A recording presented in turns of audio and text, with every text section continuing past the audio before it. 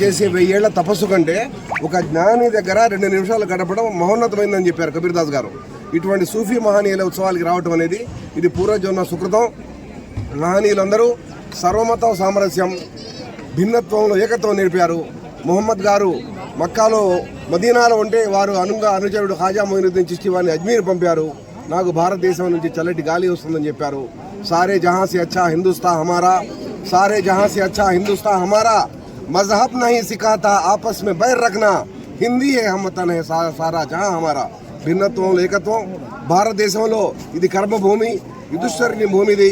ఎందరో మహనీయులు వివేకానంద స్వామి, రామకృష్ణ పరమహంస, ఖాజా గరీబున్ నవాజ్, షాబోహారి బాబా, జాన్ పాషాయి సర్కార్ వంటి ఎందరో మహనీయులు భారతదేశంలో ఉండి సర్వమత సామరస్యం, మానవుల్లో ముందు ప్రేమగా కలిగి ఉండండి, కులమతాలు పక్కన పెట్టండి, మనిషి ప్రేమించడమే నిజమైన భక్తి అని చాటి చెప్పేటటువంటి ఉత్సవాల్లో పాల్గొనడం మీ అందరి నా అదృష్టం.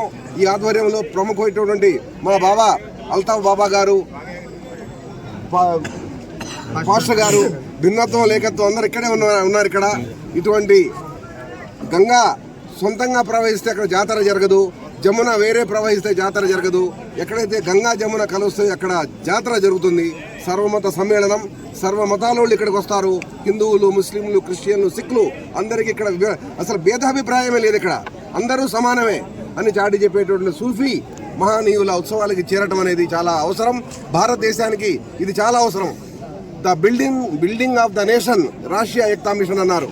అందరూ ఇక్కడ రాగలుగుతారు, అందరూ వచ్చేటటువంటి ప్లేస్ ఇది. ఇక్కడ ప్రేమ దొరుకుతుంది, ఆత్మీయత దొరుకుతుంది, ఆదరణ దొరుకుతుంది, అందరికంటే మంచి ఆహారం కూడా దొరుకుతుంది. సూఫీ మహనీయులందరూ అన్నం పెడుతూనే వెళ్ళారు. భారతదేశంలో అజ్మీర్ నుంచి, ఢిల్లీ నుంచి, కొండపల్లి, అంటే విజయనగరం, నాగపూరు పెద్ద చోట్లంతా అన్నదానం జరుగుతుంది. మహనీయులు చెప్పేది ఒకటి, ఆకలి కన్న వారికి అన్నం పెట్టండి, అన్నార్థులని ఆదరించండి, బాధలో ఉన్న వాళ్ళని తల మీద చేయి పెట్టండి, దయార్థ హృదయాలను ఆకట్టుకోండి అని చెప్పారు. మనమందరం సత్యమార్గంలో నడిచి అలాంటి మహనీయుల ఆశీస్సులు పొందితే మన కుటుంబాలు బాగుంటాయి. ముందు భారతదేశంలో కుటుంబ వ్యవస్థ వాగలేదు, ఇవాళ అందరూ అశాంతితో ఉన్నారు. అందరూ శాంతితో ఉండాలంటే మహనీయుల చెంత చేరాలి. అందరూ దైవికమైనటువంటి, ఆధ్యాత్మికమైనటువంటి సారాన్ని ఆకలింప చేసుకుంటే మనిషిలో ఔన్నత్యం పెరుగుతుంది, శాంతి పెరుగుతుంది, ఎదటి వారిని ప్రేమించే శక్తి పెరుగుతుంది.